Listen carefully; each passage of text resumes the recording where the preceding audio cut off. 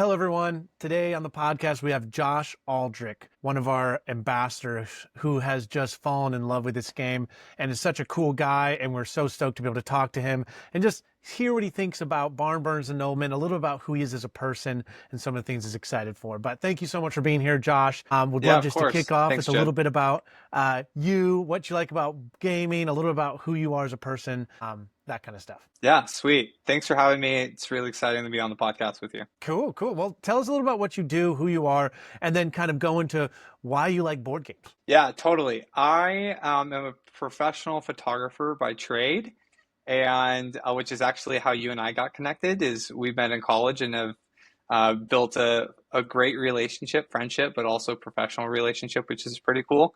And on the game side, my family has always been avid gamers in the sense that that's usually how we spend our family time when we get together. Typically, we're card game style of players, less on the board game. Like, for instance, I've only played Catan twice. So this structure of game is something that's relatively new to me. But once I played it for the first time, I was like totally hooked. Yeah, Barnburners, game changer for me, for sure. Awesome. Well, we love to hear it.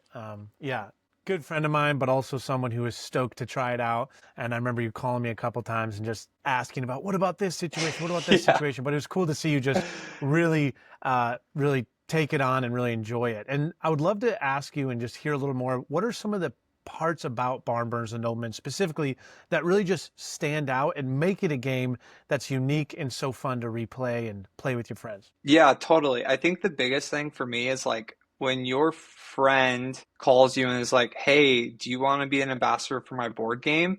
You're like, "Yeah, sure. I'd love to support my friend." And then when this Barnburners and Noblemen game shows up, it's like, "Holy cow, this thing is legit. Like this is the most legit looking board game I've ever bought personally, like for sure." And it just blew my mind like unpacking it and then as we started playing it more and more, just the attention to detail and the quality of the components is just better than anything I've ever seen. Especially for a friend to make it. And it's like that's what's so crazy is like at the end of the day, I I've realized that like you're a legit game maker as much as you like might not think that. Like you have some really incredible skill sets, you and your brother Josiah, to create something that's like super incredible and is like completely captivating to people who are like avid gamers and who are total amateurs like me. So that was the thing for me that just totally like blew me away. Um, when it comes to the gameplay, like I love the simplicity of it. Like it's a game that is easily repeatable. You can have like for us, my wife and I have basically only played with the starter characters that are recommended for new players because we're constantly trying to invite new people in and experience the game for the first time with them and kind of show them the ropes. And even in that, like playing with the same 8 characters 10, 12, 15 times at this point, like I'm still not bored. Like there's so much variation in gameplay that can happen even with the super limited character selection that we're playing with. Which is just crazy. And also the ability to play a full game in like an hour and not be like bought into a 4 hour plus board game that takes up, multiple days sometimes. Like I love the ability to scale it up and build up an army and play with a whole like arsenal of characters or keep it super simple for first timers and bring in someone new and play in an hour and like get them hooked and then like run through a few rounds within just one evening. Yeah, that's a great point. That's something that it's an interesting part about a board game. When people usually think of Yeah. board games, they think of like it's the same standardized time each time you play, but this has so much Mhm. fluctuation and it doesn't mean it's less fun. The game is ideally balanced for about probably an hour and a half to 2 hour Yeah. game with experienced people. You have around probably 6 or 7 character cards each. That's where it's ideally balanced. But you can play a game with just 2 character cards, or if you're really new and you Yeah. want it very simplified, even just 1 character card, which doesn't even incorporate the 2 character card gameplay that you usually have, but it just makes it easy. Yeah. Or my favorite is the fantasy draft, where you literally snake draft every character in the entire game. So you each That's awesome. are playing with like a ton of characters, like 15 or 16 each, and you're just going at it. And if you're experienced, you can actually finish those games with around 4 to 5 hours. But that's when it gets That's so cool. so fun, so much strategy on top of each other. But yeah, that replayability, we even added it in our Kickstarter page actually, just to show the amount of starting player replayabilities there are. There's so many variables. And the cool thing about a game like this that is basically based around the characters is that we're already developing and planning to release several more characters to come. And that'll just add to the replayability and the different variations that you can play with it, which is sweet. So you said that you played primarily with those initial kind of scenario basic characters that we kind of recommend people to start with, but are there any characters specifically that stand out the most, ones that you just love the most? I don't know. I don't think I've fallen in love with a specific character yet. I had one evening where my wife was out of the house and I was home by myself. And I sat down and I opened up the game and I read through all of the character cards. And like that was something that I spent like a couple hours doing and put like pairing different like teams together, and just really trying to like understand the scope of all of the character cards. I actually have my first like friend date on this Friday, so in 2 days, with a friend, and he was like a first time player a couple weeks ago, and he's like, "Hey, dude, we got to come out and like just like build up an army and like play a legit game." So Friday will be my first time, and I haven't really dove into who I want to select yet, but I'm pretty excited. We're gonna play probably 6 or 8 different characters in the game, so it'll be pretty cool for sure. Yeah. Oh, and Yeah, it's, to be honest, it's really cool to see ambassadors because obviously me and my brother, we yeah, created all the characters so we know them, but we created them with certain elements in mind. Like, oh, they would be really totally. good partnered with this character and against these characters. So it's really cool to see ambassadors and play testers and people playing start discover these strategies that we built on the bottom end and even discover new strategies. Like for example, something that my brother and I didn't even realize, someone discovered and told us about it. And we're like, oh my gosh, that's true. And that totally is allowed is Valerian Hightower, who actually is one of the basic Mhm. scenario characters. He has a special called, I think it's like King's Purse or something, but basically it allows him to roll for coin without counting as an action. Yes, yeah, But crazy.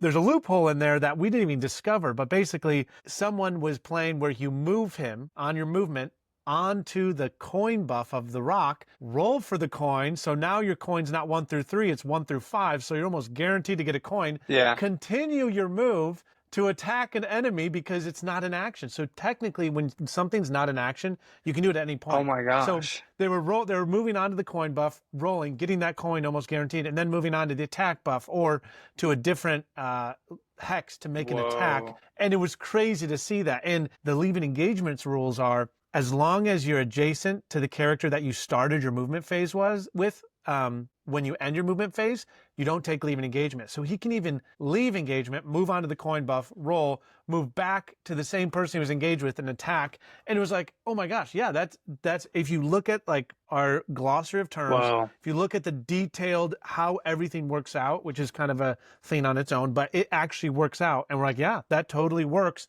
and is allowed. But there's even things we didn't even see when we created the game, because if you think of each special and how each special is kind of an alteration of the standardized rules, there are Yeah. millions of variables that we account for a lot of them, but there's some that we still haven't accounted for. But that kind of does move into, I want to Yeah. just put a little plug in there. Some of the specials like are like, okay, what does that even fully mean? We made every Yeah. special very specifically, like down to the Yeah. literal letters. That's why I included the full glossary of terms that defines like so many of the variables that you, or the words and little things you see in the specials, so you can really get Yeah. down to what we're trying to mean. So that's every specific word is specific, even down to like attack is different than basic attack. If a special says basic attack, it only affects that front Basic side attack. attack. Yeah. But if it says Exactly. attack, that means it's any attack. That means it's a Mhm. diplomacy card attack or a special attack, anything. So even down to the word basic before the word totally changes the whole meaning of it. So that's just something to keep in mind. If something feels overpowered, it probably is because you're reading it wrong. And make sure that you're looking at the glossary of terms. Look at the special index where we go into more depth on each special to help showcase what it means. But Yeah, yeah, it's that's great kind of an insight. interesting piece. But yeah, anyways, there are things that we haven't even discovered yet that our players are discovering that just add to this like crazy replayability. Totally. Yeah. That's so crazy cool. Any Yeah. specific scenarios that you found yourself in that just were so fun or that were memorable to you that just stood out? Yeah, totally. My wife loves playing with Valerian Hightower. That's like one of her go-to players. Who's she paired with? Who's he paired with? The Carmela lady, Aguilar. yeah, Carmela. So that's like her main setup. That's just who she feels the most confident with, which is so funny that you're like, this is how the kind of play that like little Easter egg. So I'm gonna have to for sure tell her. She'll be like, oh, that's amazing. I have been playing a lot with Built-in Grum and the Pilgrims, and really trying to figure out the best strategy for group cards. That's something that like I started playing with that card because I felt like they were at a disadvantage, and I was like, "There's definitely an advantage here. It's just figuring out the play style to actually like capitalize on that." And that was something that you and I actually talked about because I found myself oftentimes rushing to the rock way too quick and not like kind of dispersing and moving the players around to be able to attack individually, or like using Built-in Grum's back card special where he has his spear throw and he can like he doesn't have to get into direct engagement with someone and he can really do a lot of damage by just moving around a bunch. And it's funny, the last time we played and I finally started figuring out that strategy is one of those rounds where I just got like wiped off the board like so incredibly fast. Like literally someone's first hand against Built-in Grum, they like took him down to one life. Just like that. And it was like, oh, of course.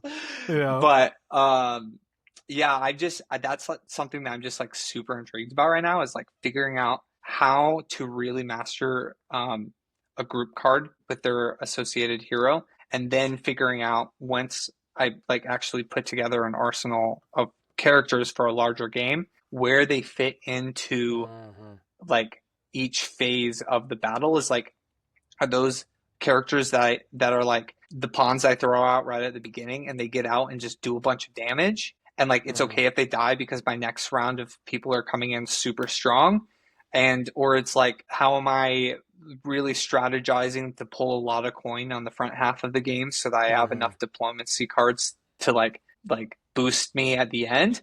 So a lot of like that strategy is something that I've been thinking about. Yet again, haven't had so many opportunities to play it with people who want to like get super creative. But those are some things I'm like pretty stoked about, especially for Friday. Yeah.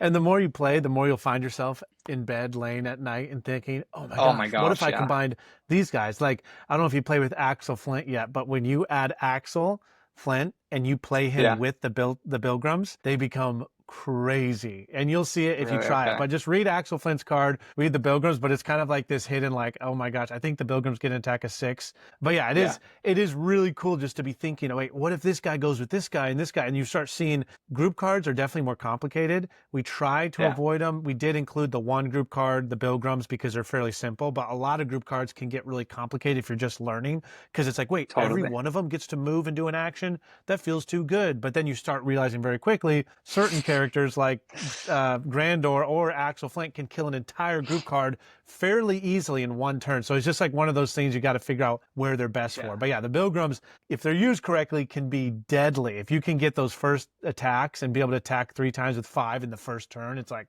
crazy. Yeah. So it is interesting. The more you play, the more you realize, wait a second, there's strategy, and then there's strategy, and then there's strategy. It just gets deeper and deeper. And when you start playing with more skilled people, you see that depth as well. It's not just, you won't have games that just totally swing one way. You start realizing if you play these characters the way they're supposed to be, there's a lot of balance in there, which is really, we love that. We love that element to it. Yeah. And even just with like Built-in Grum, it's like one of his backcard specials is like if he eliminates a player, he gets to attack again. It's like strategize. So one of the house rules that we set up is that we always play from left card to right card so that it's like clear who you're rolling for. So like if you're rolling for coin and someone has up to 3 or 4 versus 1, it's like you don't want to get a 1 and be like, oh, that's this guy who has a 1. So it's just like one of those like super clean house rules that we applied like really early on. But understanding how to play like the Pilgrims first to like basically wipe someone out almost to their last life, Hmm. and then have built in be able to attack and defeat, and then be able to attack again on another enemy. Just things that are like as minute as that is like Yeah. figuring out when someone's supposed to attack, who should attack first. It's so cool. So And cool. that what you said right there is super smart. People do that with Valerian all the time too, because if he Yeah. defeats the character, he gets the diplomacy card. So yeah, Yeah. there's so many of those things in this game of like just the order in which you attack to best hedge your bets. And the coin thing that you mentioned is actually a thing, and it's in the rules. You says you're Oh, supposed to say who's rolling for the coin because people do yes. just that. If they have like a character that's 1 through 3 and then a character has 1 and they roll 1, they're like, oh, that's for that guy. So you literally have to say Functor's rolling for coin, even if it's like, even if you get a 2 there and then the other guy you get a 4 and you miss both. That's Yeah. technically the rules in the game. But I like your rule too, just left to right. But either way, that's And something it, that it's we. I think it just simplifies it for newbies because it Mhm. just takes out one more thing to remember. Like Yeah. remember being able to pronounce the name right and say it every single time. And Mhm. if you don't, it's like, hey dude, like what's the penalty there? Like, Yeah. yeah. So Yeah, for sure, for sure. And there's a whole bunch of very those cool. things you'll discover as you go down. Same with if you forget to deploy a character, like when after he dies your next turn, technically if you don't catch it and play, another player can like wait till your turn's end and then tell you, and then you have to put him out next turn and you can't do anything with them. They have to stay stagnant. So it's kind of like a penalty for even forgetting as well. So the more you kind of go Wow. deep, look for the questions, the instructions, as big as they are and as daunting they are, actually have a lot of these things in them. There will be some Yeah. updates for the final production, but they do address a lot of those things that we did run into specifically. But yeah, it is fun. Your point being, the more you play, the more characters you play, the more you realize how expansive and how interesting these specials can get, Totally. especially when you Yeah. get into the other factions. Have you been able to play with the merchants or the alchemists very much at all, or you've just been with the Barnburners and Noblemen? Not really. I need to just like grab a set of them and put them in and just Mhm. play them with the newbies so I can start learning. But Yeah. I really haven't.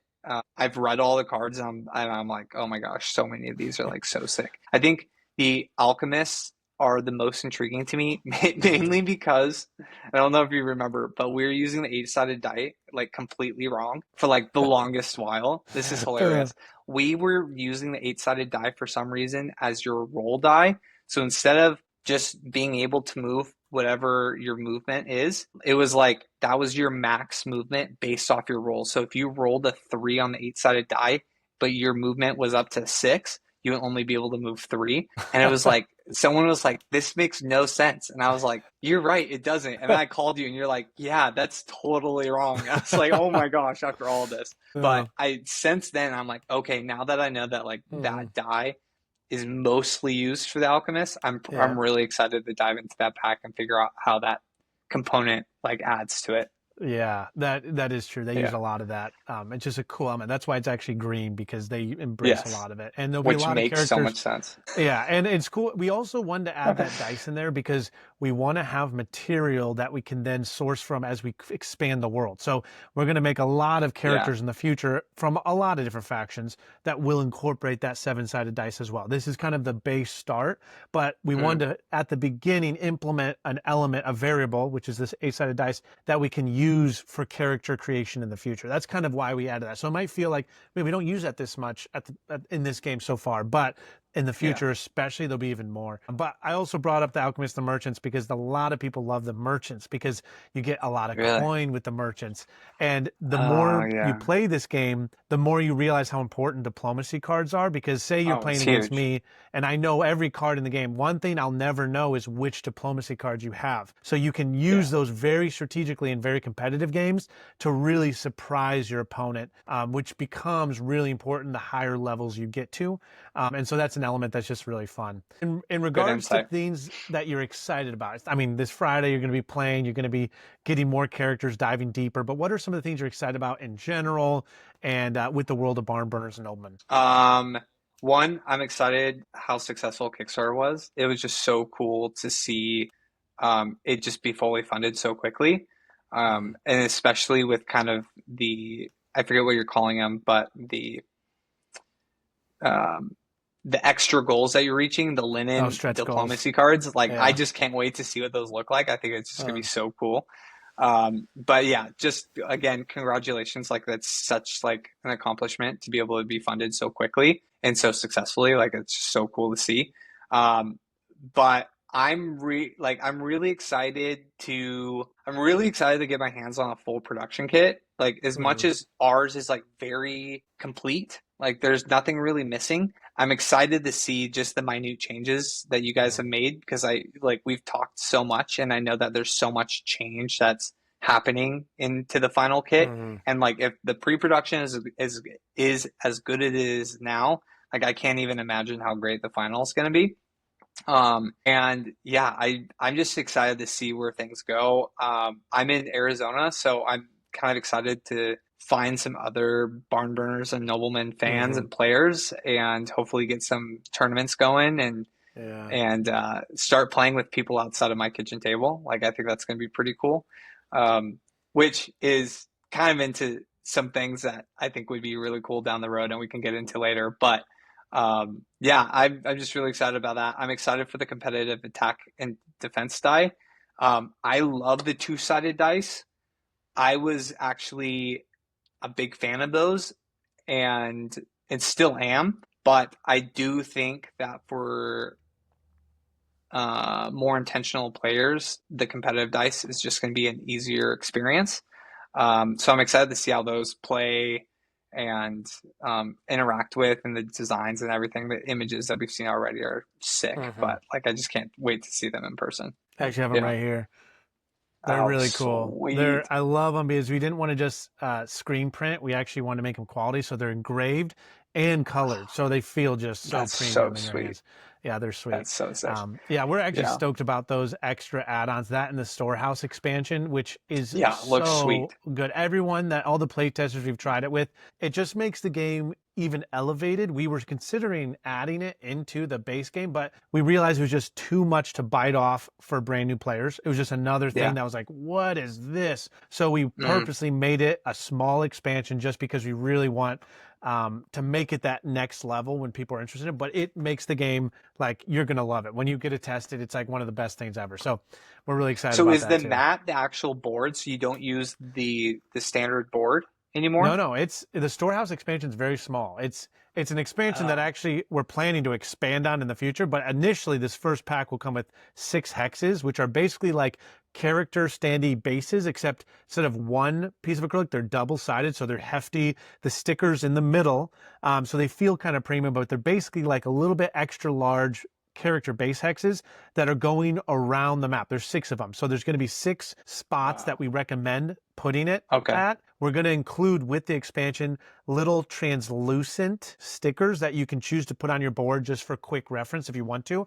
We didn't want to alter the Wow. actual board because if people didn't have that, we didn't want to confuse them. So you can put them on the recommended spots, but we also want people to test different ways. Like, oh, what if we put them, as long as it's fair and everyone agrees, what if we put them back here or over here, wherever we want? Hmm. Or what if we only play with 2 of the storehouses or 3 of the 4 of the storehouses, not all 6. But basically what they are, they're kind of like the rock in a sense. They're buffs, but you go and loot them. So you go land on them, and they're just a picture of a storehouse, and you burn it down, flip it over, and there's a Got bunch of. it. I made a video about it, but you can look it on our YouTube. But it's Yeah. so cool. The themes that it adds seem small, but they change the entire gameplay only in good ways. So, like for example, there's a range buff on 2 of them, which Yeah, I see allows that. you to add 3 to the range of your character, which basically what that means is you can get a heavy hitter like Valerian or Functor, someone who has an attack of 6, put them on one of those. If you loot it and it's the range buff, theoretically you can be on that and you can be 3 hexes away from the rock where a Wow. lot of the action happens, where someone might be camping on the defense or the attack, another big strong character,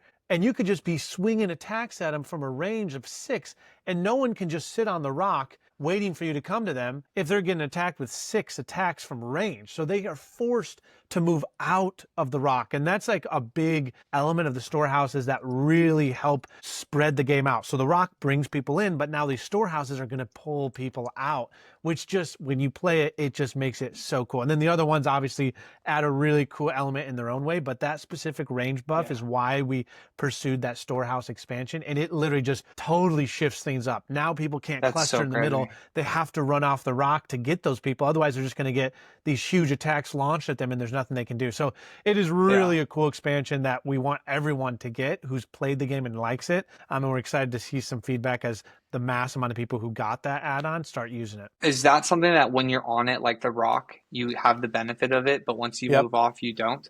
Exactly. Okay, Yep. so if you loot it and burn it down and you're Mhm. on it and you take advantage and you move away, someone else can move on. Yep. Yep. Okay, cool. And Very that's cool. That's specifically for the sweet. range one. The coin ones Yeah. are specifically only a one-time coin grab. So then if you burn it Got it. down, it's a coin. You just take one coin from the bank, Take it, and no then you take it longer off the active. board. It's deactivated. So if someone lands on it, it doesn't do anything. But you keep it there because of the tunnel. So the tunnel's the one that allows you to teleport through all the other storehouses that are activated, which that is Okay. a really cool element because it basically opens up that movement. So you can get even more strategic with movement. You can basically land in the tunnel within one move to another storehouse that's already been looted. And so it allows you to literally teleport through the middle of the map, which is really cool. So that one's awesome. And then obviously the -1 HP just makes it a slight concern for everyone. So it doesn't just make everyone at the beginning of every game just go after them. Because if you have like Hildegard with the life of 1 or a group card, you're not going to risk getting that negative HP and just dying for nothing. So it just gives it that hint of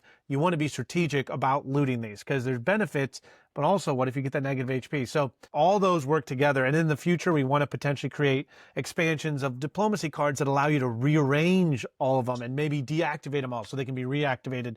Things that play into the actual game. But yeah, anyways, there's a lot to come. Thanks for talking for so long, Josh. Yeah, of course. Any last things that you'd want to mention before we sign off? I don't know. I'm just stoked. I'm excited to meet more of the community. Like it's just like such a cool game. And even for someone like me who might only play it like once every couple months, it's just like that's one game that I'm always like, hey, anybody down? Let's play Barnburners. Yeah. So I'm pretty excited to see where things go and for the advancements of the game. Perfect. Well, thanks so much, Josh. We'll be excited to see you play more. And yes, there will be tournaments coming to Arizona. We've already been doing them in California, but there's a big group of people in Phoenix. So look out for those. Yeah. Thanks so much. And remember, everybody, to look out for the Kickstarter. It ends in less than a day. So make sure you get on there and tell your friends who are interested in it. And thank you so much, Josh, and we'll see you later. Okay. Thanks, Jed. Talk to you later. All right. Bye-bye.